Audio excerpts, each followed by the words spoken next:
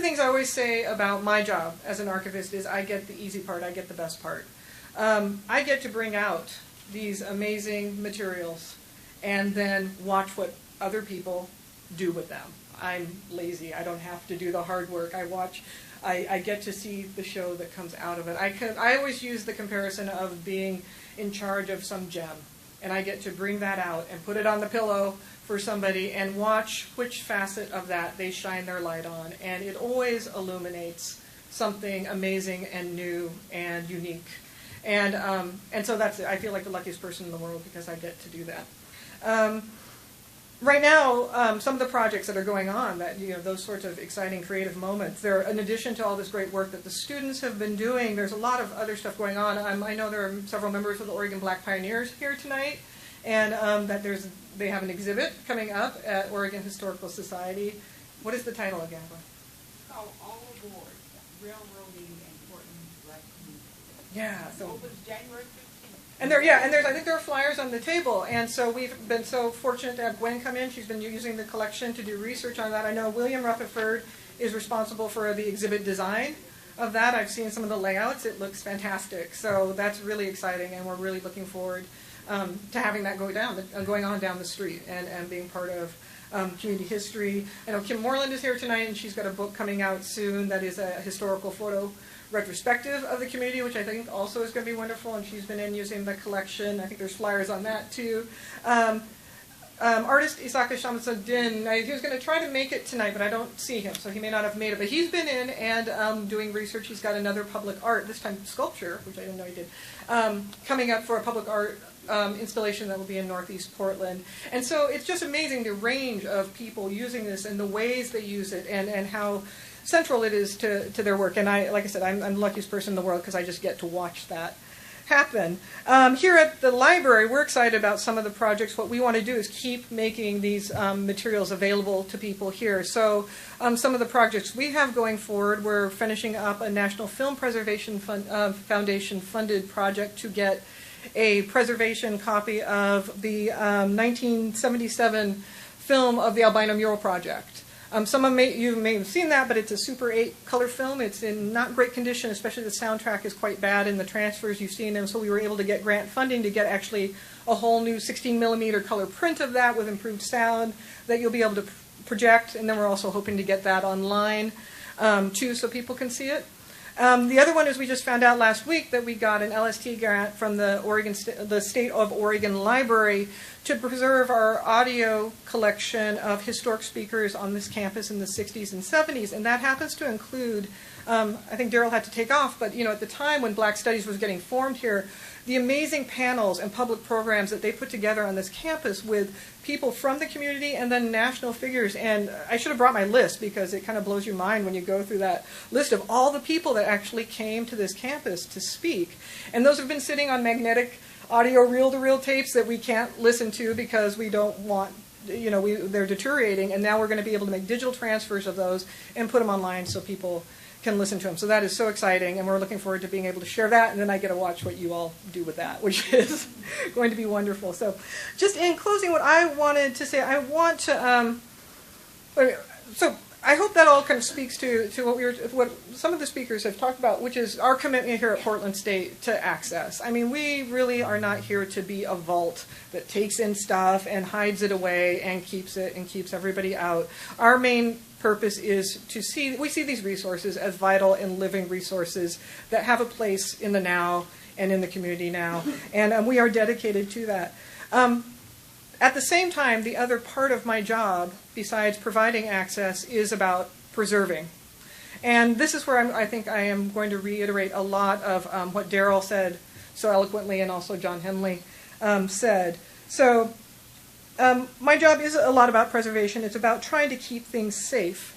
And it is about, while we serve the present, we are thinking about the future. That's what archivists are trying to do. We think about a time beyond all of us. As Daryl said, all of us individuals in this room, what lasts and what will remain beyond our stories and our presence. As someone who's been over a decade on the front lines of historic preservation, I can tell you that what we find most, what is most typical when I'm out there, is not what remains, but what is gone, what does not remain. I am reminded time and time again that our shared history is so, so vulnerable. As an archivist, looking forward, it's these absences, these losses, when you find out, when you go and you hear about something and you know the record should be somewhere and you ask around and we all find out the awful news that no, what we thought was there is gone and we can't find it. That information of those losses is chilling. We're all familiar with the saying that nature abhors a vacuum, right? When there's a hole, it closes it in. It smooths it over. It fills it in. There's nothing natural about it, but the historical record, too, abhors a vacuum. Over time, without what John called that stuff of history, what we archivists often call the evidentiary material, without that being there, holding its place, the historical record closes up and it smooths over.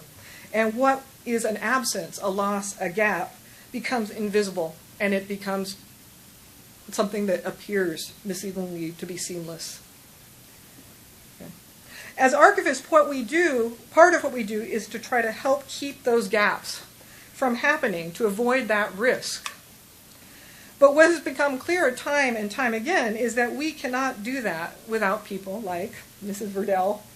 Rutherford, Verdell A. Burdine Rutherford. We rely on people like that. We hope and pray for people like that. We dream about people like that. For me to serve as a steward, I have to have something to steward. And to have that something for me to try to keep, we need people with a clarity of hindsight and of foresight, and a presence of mind in the now, to understand, immediately to understand in the present day, what is at stake, what matters, what needs to remain. A people who bring to that understanding also a commitment and a seriousness of purpose in that commitment. And in this case, a commitment that lasts decades, which is, our lives are busy and full, and we barrel forward quickly, and we all have so much going on. It is difficult to keep that commitment and to serve that commitment.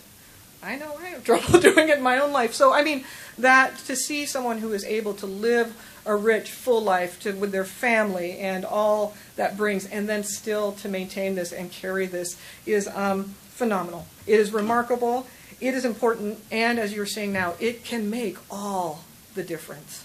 So with that, I say thank you to the Rutherford family, to Charlotte, and all the Rutherfords and Burdines here for continuing and sustaining Verdell Rutherford's legacy, which is also your legacy. And I thank all of you who have come here tonight, because I think by doing that, you're showing how both community and history thrive and live when they come together. And most of all, I say thank you very much to Verdell Rutherford for everything she has done. It is, as Marlon said earlier, this is a great responsibility, and I will not lie to you, it is a daunting responsibility. Sometimes I feel terrified. But it's one that I am proud and honored, and I'm the most fortunate person in the world, and I'm humbled by it to have that responsibility, and I thank you all, and Portland State thanks you all. So I hope that you all come linger and talk and share. I want to meet. There's a lot of people I know here, but there's a lot of people I don't know here, and I know we all want to meet each other. There are still refreshments downstairs too, and that space downstairs if anyone wants a drink or a snack. And then we can also be up here. The exhibit's also downstairs if you haven't had a chance to see it. Before we finish up, I did want to.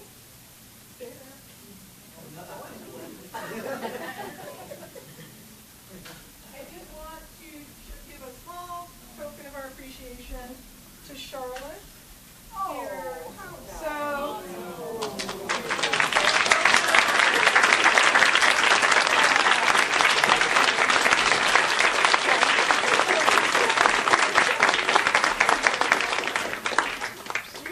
okay. Yeah, I'm talking about this.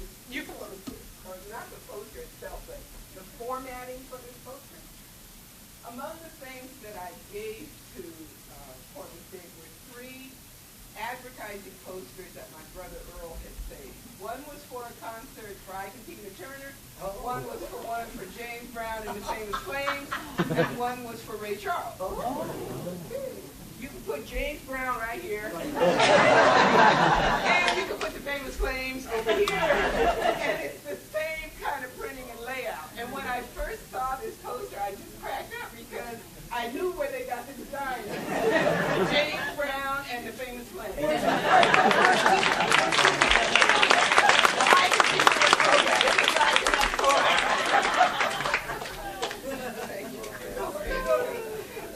Thank you all so much, and thank you for joining us here tonight.